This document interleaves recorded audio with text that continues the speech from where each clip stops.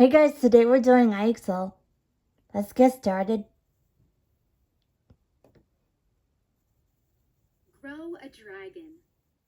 Marlin plopped down onto a bench in the garden. You seem grumpy. What's wrong? Grandma asked.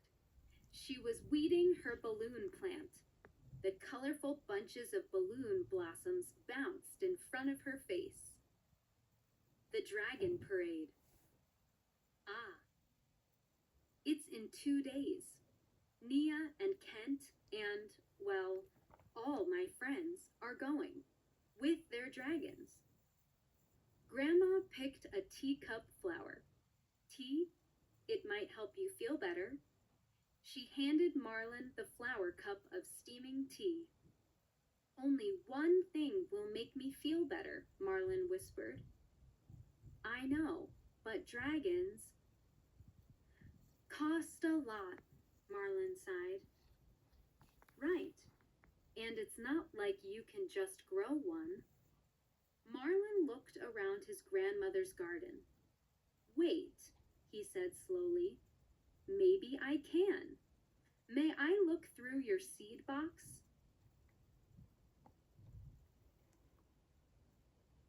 What is probably true about Grandma's seeds? Look for clues in the story. They are seeds that always grow into balloon plants. They are magic seeds that grow into unusual plants.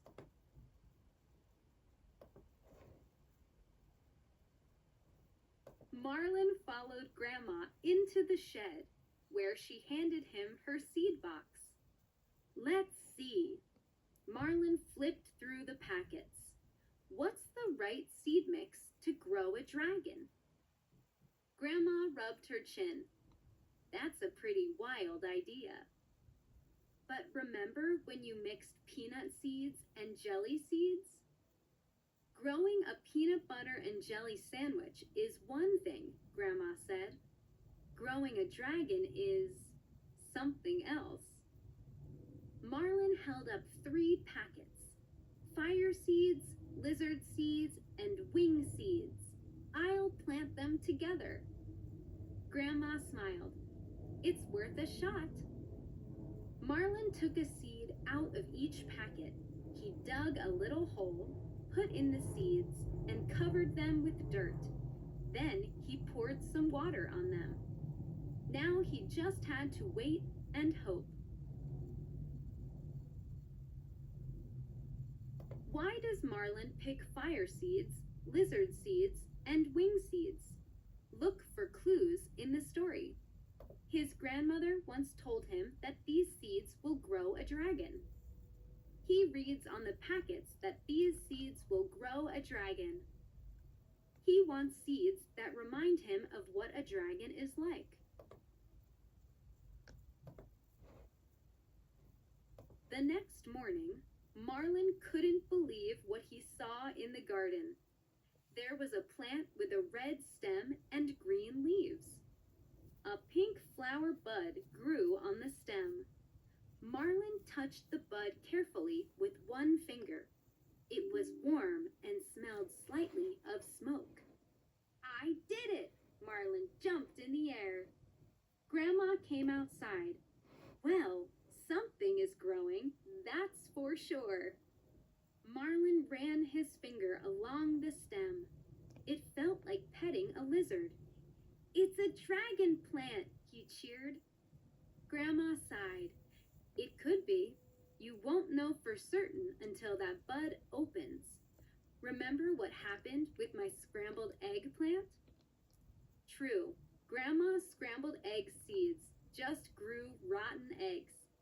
But this time felt different. Marlin crossed his fingers. He would have to wait and see. What important thing does Marlin notice about the bud of his plant? It has wings like a dragon. It smells like smoke. It is lit up. Marlin woke at sunrise and raced into the garden. The bud had opened into a large red flower. Marlin heard a tiny roar. Sitting on the flower was a brightly colored dragon. Marlin froze. Then he slowly reached out his hand. The dragon trembled a little, watching him closely, but then she hopped onto his hand. "My dragon," Marlin whispered, rubbing the dragon's chin. She grinned and let out a puff of smoke. She was nothing like Nia's and Kent's huge, fancy dragons, but Marlin was glad to have a different kind of dragon. "You're perfect," Marlin told his dragon. "Let's get to the parade." The dragon roared happily. Look at the picture. In what way is Marlin's dragon different from Nia's and Kent's? Marlin's dragon is meaner and scarier. Marlin's dragon can fit inside his pocket.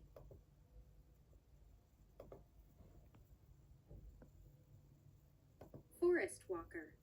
Mom opened the curtains and sunlight streamed in. "Good morning, birthday boy." Ezra threw off his blanket.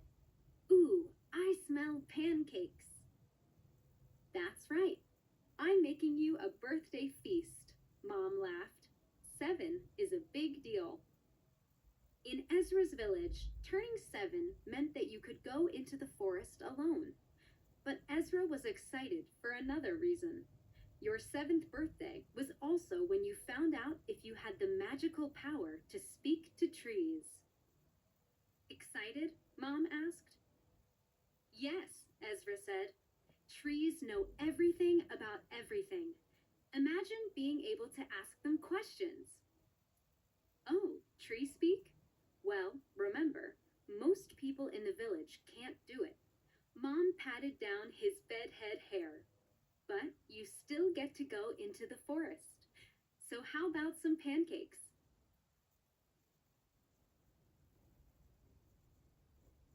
What does Ezra want most for his birthday? Look for clues in the story. A birthday feast with lots of pancakes. The magical power to talk to trees. After the feast, Ezra went to Mr. Dell's house. Mr. Dell was one of the few people in the village who could tree speak. Ezra hoped that Mr. Dell could help him. "It's your big day," Mr. Dell said. "I've been thinking, when I get to the circle of trees, what should I talk about?" Ezra asked. "Trees are more like us than you think," Mr. Dell said. "They want to be loved and heard, just like people." Ezra nodded, though he still wasn't sure what to say to the trees. "I guess I'll see what happens." Ezra ran back home. Then he paraded through the village with his family. Neighbors swung open their windows. Ezra heard their good wishes. "Happy birthday, Forest Walker! Enjoy your day!" Why does Ezra go talk to Mr. Dell? Ezra wants Mr. Dell to come with him into the forest. Ezra thinks that Mr. Dell might give him a birthday present. Ezra wants help from someone who can tree speak.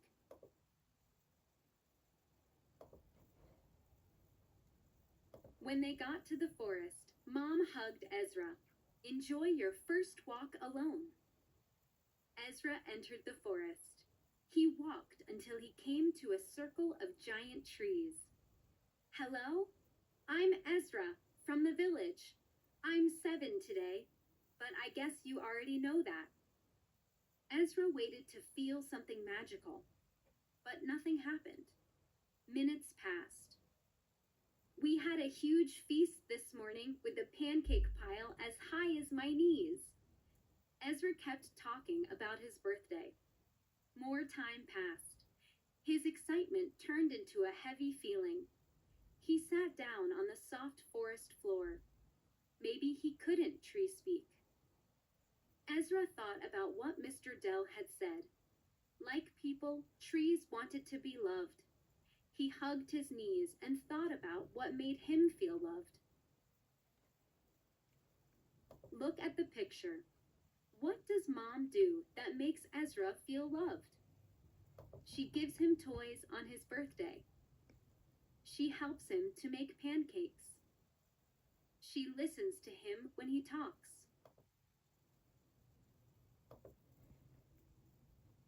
Ezra looked up at the trees. They were so tall that they seemed to disappear into the bright blue sky. He imagined that his ears were balloons, stretching and filling up with all the sounds of the forest. He closed his eyes, stopped thinking about what to say next, and just listened. Suddenly, Ezra heard gentle voices. He jumped to his feet. Was his family calling to him? No, the voices didn't sound like people. Hello, Ezra. We're glad you're here. Ezra whispered, Who are you? We are the trees. I can understand you, Ezra said. And we can understand you. Ezra felt dizzy with joy. He was tree speaking. Ezra had so much to say, but first he wanted to listen.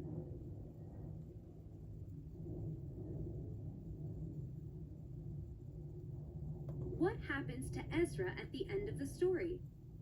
His family calls to him. He talks with the trees.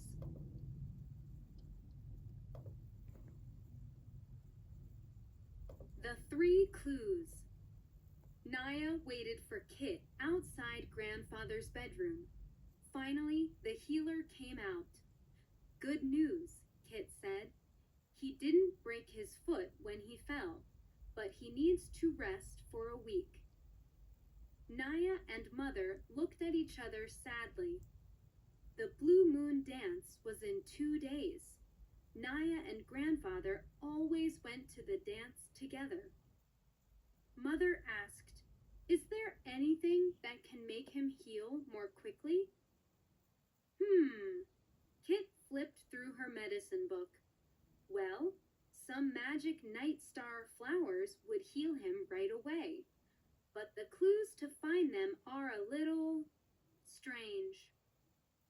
What are they? Naya asked. Travel west and look for the hugging tree, Kit read out loud.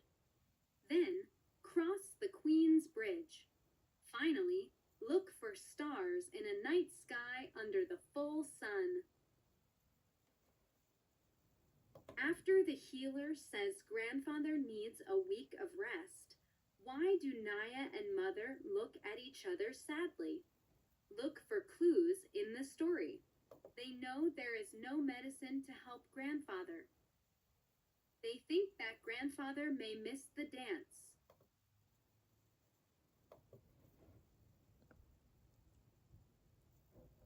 Those flowers sound hard to find, Naya said. Then she thought about Grandfather missing their favorite dance. I'll go, Naya said. I'll look for the flowers. Mother nodded. We want Grandfather to heal quickly. Take Harry with you. Harry was Naya's unicorn. He stuck his head in the open window, and Naya petted him. Then she went to explain the plan to Grandfather. Don't worry, you'll be better again soon, she promised. Naya and Harry set off on the western trail. The first clue is the hugging tree, Naya said. After they traveled for a while, Naya saw a large, strange tree. When they got closer, she got a better look at it. That must be the hugging tree, Naya shouted. Harry shook his tail.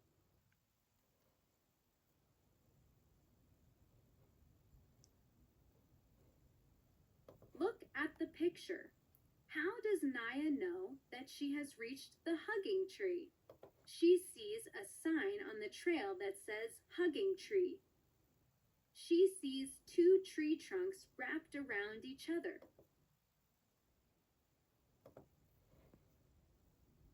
Next to the hugging tree was a narrow trail.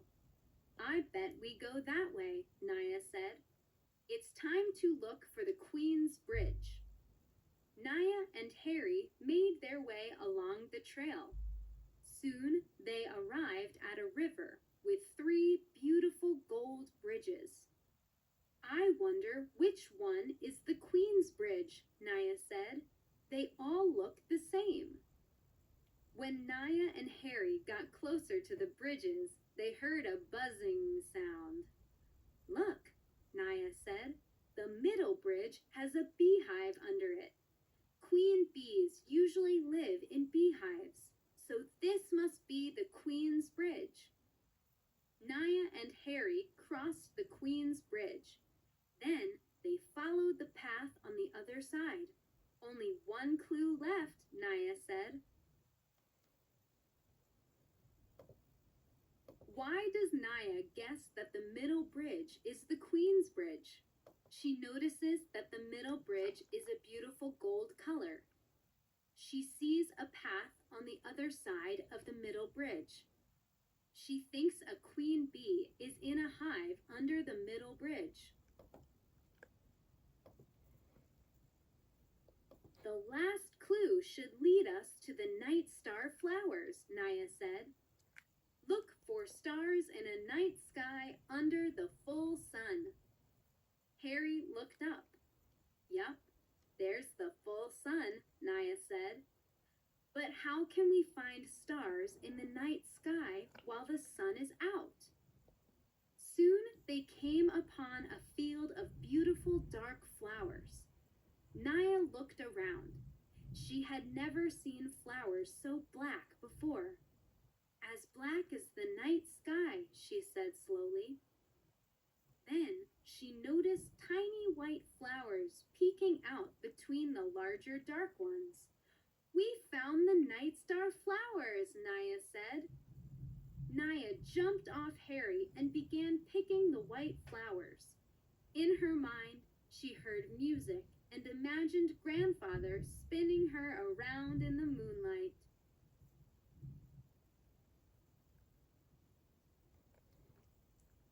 How does Naya know she's found the night star flowers? Look for clues in the story. They look like bright stars in a dark sky.